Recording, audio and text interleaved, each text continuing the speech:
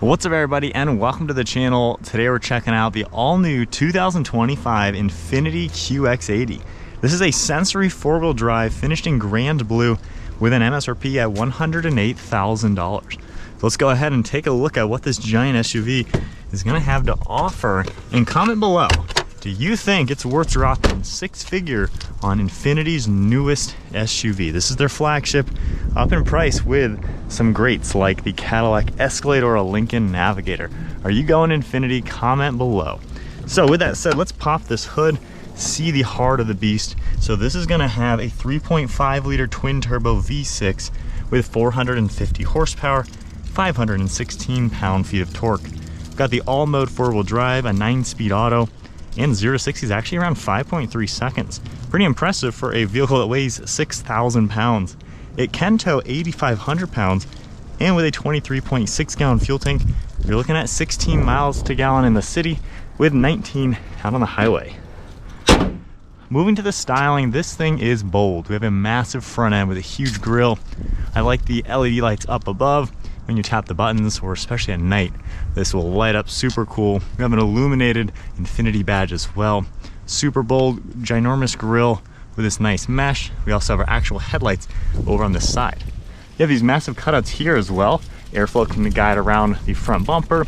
You can see parking sensors, safety sensors, and then some silver trim throughout the front. So overall, it's got a pretty cool style. Definitely looks like an Infiniti, and you can see just how nice and bold this thing looks. The hood is pretty large too, with more of a rounded design, some sharp body lines throughout it. And then as we make our way to the side profile, you got a set of 22-inch wheels, silver design, and then some sharp body lines around it.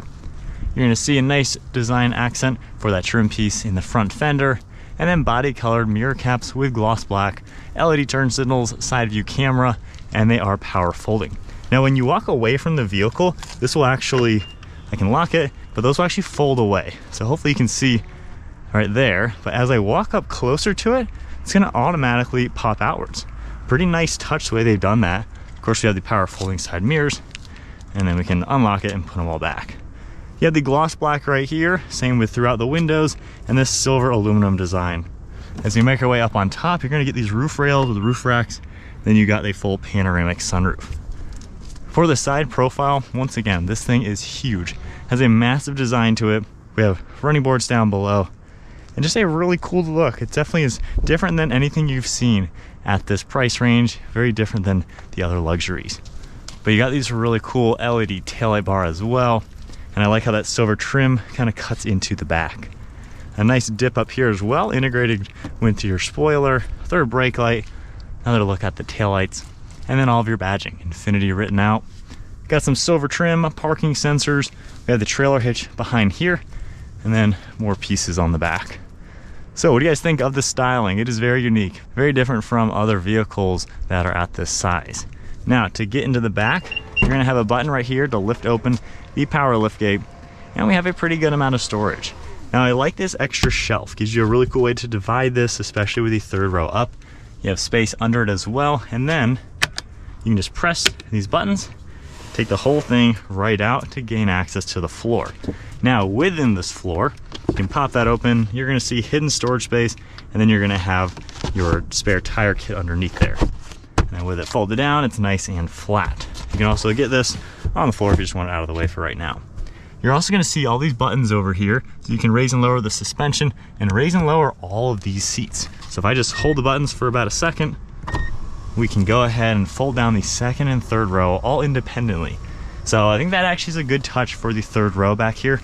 You can mix and match however you'd like, and everything will get nice and flat to truly maximize cargo space. And like I said, all independently. So you don't have to do just one or the other. You can do whatever you want.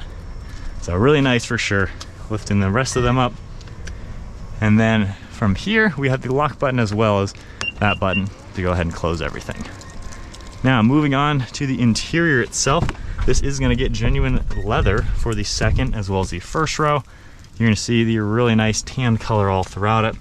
We have more of this tan material for the doors, a little bit of micro suede on them as well, padding on your armrest, grab handle, window control, and I like this gray wood trim. We have 24 speaker audio system, some soft touch materials down here, My one complaint, although I guess it depends on what you think, but you have all power controls, which was nice from the back. However, to fold these seats flat, I have to hold this the whole time. So I feel like this just takes a little bit of time, especially if right now I wanted this seat flat. So we're not fast forwarding. That is how long it took to fold it down. So that might be an annoying feature, I feel like, for some people to lift it back up. Just gotta hold the button and we'll slowly get back up. So I wouldn't mind a manual override just to make this a little bit quicker from this section. From here, we can then hold these buttons. Once it beeps, it's gonna automatically get upwards and out of the way, and that is how we're gonna get access into that third row. So again, I feel like I wouldn't mind those being manual as well. Get you to the 3 seats in back, and then you can also then press it up here, and now we're gonna get it all the way backwards. So comment below, for those of you with maybe families, big SUVs, what do you think? How do you think the best way for all these to operate is? Manual, automatic, or a mix of both? So from here, let's go ahead and hop into it, slide it back a little bit. So I'm 5'11" with the driver's seat of my height, and honestly, it's a pretty practical car. If I slide it all the way back, recline it all the way as well. We have the nice armrest on the side, makes it really nice. And then in the center, we have storage, cup holders, 2 USB ports, a little bit of this stitching design. Climate controls will pop up all here, heated seats. You can also see we have the 12 volt, more plugs, and then storage over here. I definitely have a lot of room in here. Got the massive panoramic sunroof. We have climate vents and speakers up on top. There's even gonna be ambient lighting at nighttime. So definitely a roomy vehicle, no complaints. And being that this is such a wide opening, I can honestly walk right into the back and we can hop into this third row. Now these headrests easily pop upwards, pretty easy to do. You can easily see into the cargo space as well. You're gonna have cup holders. You have a automatic recline button that you can easily toggle to pull these forwards and back. And you have the extra seatbelt up here with your grab handles, dome lights, and air vents.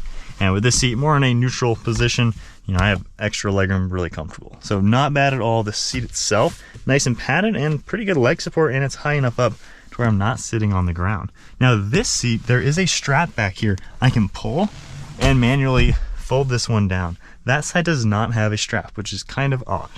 From here, I can pull it and just pull this all back up. And then from here, either seat, of course, you can press the button and get these back out of the way. So again, kind of interesting that this one does have a manual. That one, there's no strap. But from here, that definitely opens up the space to climb outwards, whether or not you want to go through the center or just climb out through the side. But now, as we make our way to the front seat, we'll get this back down now.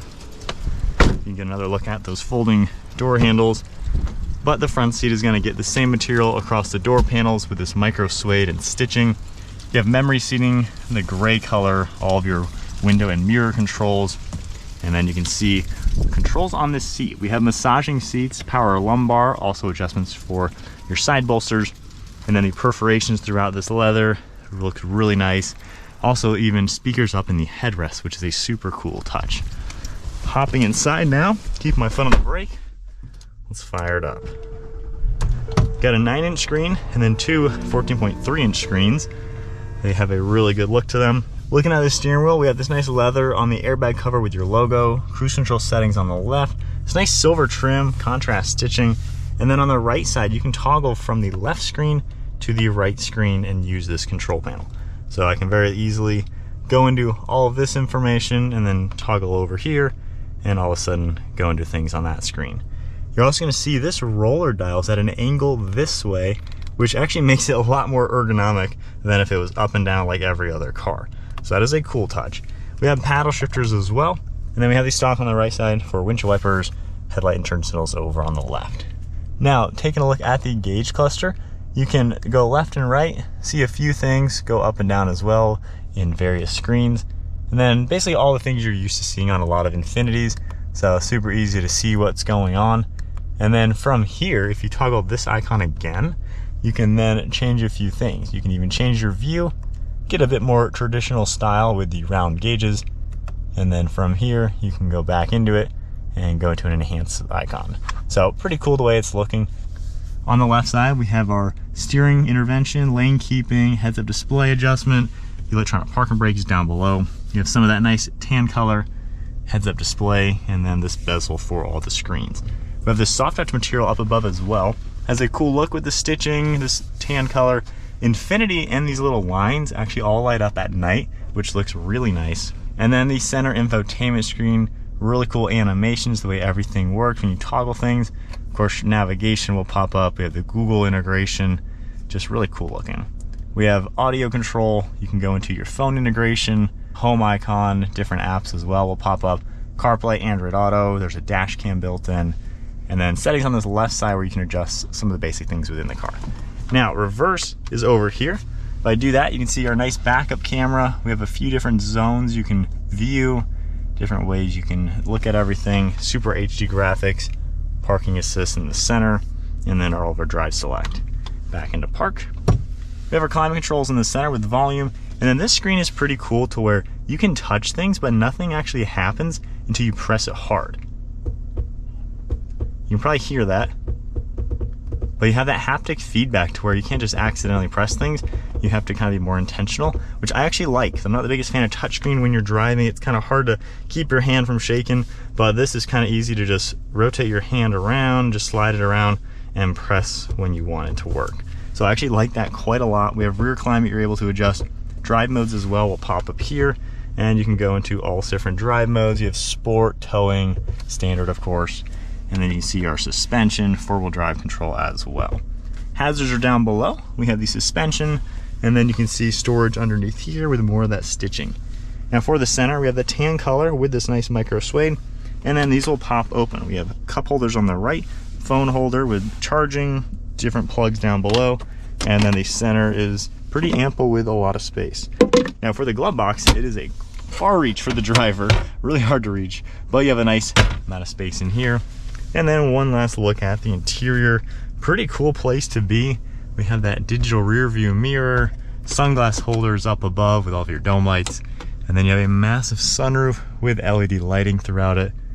But pretty sweet place to be for sure. All right, setting off in the QX80. So this thing is a huge SUV. It weighs a lot. It is just big in every regard. The V6 twin turbo gets up to some speed. It's pretty quick on its toes for what it is. Biggest thing you're gonna notice, this is very comfortable. So I am going just 45, just kind of chilling, and this seat is so well padded. I feel very comfortable in here. I mean, I feel like I'm just kind of floating. Really no issues. It is quiet in here too, going 50. I mean, you just don't really hear anything. And it is a crazy windy day out there. And yet, I mean, I can just be in luxury driving this car. Steering wheel is pretty cool. The screens all look pretty nice as well. It's an interesting perspective when you're sitting in here because you are way high up. This is so much higher up than I'm used to in any car that I own and the typical car that I generally drive. The windshield is actually kind of on the small side, just given the shape of the car. Side windows are all really big, so it's easy to see around the car, see behind you. Visibility is all really good. No complaints for that. And while the windshield feels small, it's still huge. So it's just in perspective, it feels a little smaller. But this is so comfortable and luxurious to drive. I don't really have like driving complaints. This is one of the most comfortable, nicest cars to be in, quite honestly. So with all that, the transmission and everything feels pretty snappy, and it handles good. You know, for a flagship luxury car, especially one they're gonna charge over $100,000 for, you know, this is confident going around some sweeping turns. I mean, it's so tall and so big, and yet it's not all over the place. This air ride suspension, I mean, it keeps this thing planted. It feels really nice. Using the interior, now the center screen is really easy. Basically everything you're used to just on Infinitis in general. It just looks a little bit more premium compared to the rest of the lineup. This screen, it's kind of a reach, and there's no more like pad or anything down here like on some previous generations, but I don't really mind that much because for me, Apple CarPlay is basically all I ever use 95% of the time. Everything else, you know, it's a little bit of a reach, but you have all the stuff you need, the Google Assistants, everything like that. The nav all looks good on here. Cameras work great. This is in a great spot. I like the touchscreen design for the climates. Generally, I'm not the biggest fan of touchscreen stuff in cars because when you're driving, you know, you don't want to be distracted and then you're kind of moving your hand a little bit trying to reach and change something. But I like how you can just rest your hand on here and see it toggling everything, and you just gotta press it a little bit harder once you get to the right spot, and you can control everything. So this is a good working touchscreen that I'm really happy to see that Infiniti did. So I think that's a good touch. One thing that's kind of annoying, I feel like I end up popping this open a lot. If your elbow hits it or your wrist hits it, like right there, I accidentally opened it once again. That can get a little annoying. Let's hit these train tracks. Yeah, so build quality feels good. This feels like an absolute tank. There's nothing rattling or creaking. I mean, literally feels like a solid tank to drive this SUV. So it feels really good when hitting bumps. You don't feel bumps. The steering also has some weight to it. It's really smooth while driving. I would just say slow speed, it might get a little bit heavy. You gotta turn it many, many times to do turns just because, again, it's such a big car. But I think for a jumbo SUV, it seems to drive really smooth and really luxurious. And that's kind of what you want, especially when you're spending 6 figures on it. Maneuverability's not too bad. Again, it is really big. Proportions are just massive. So it might be a little bit challenging knowing where the space is. Like right now, honestly, I can't even remotely tell if I'm in the correct space. I think I am. But if we tap the camera icon, we can get a good view. And actually, I was pretty off. So this is a big car. It might take a lot of people some getting used to be able to park this. But when you do hit your cameras and everything, it makes it a heck of a lot easier. So this is one of those vehicles where you really need your parking cameras to help out quite a lot. But overall drive, this is a very luxurious car, and it seems to have the power and smoothness to back it up.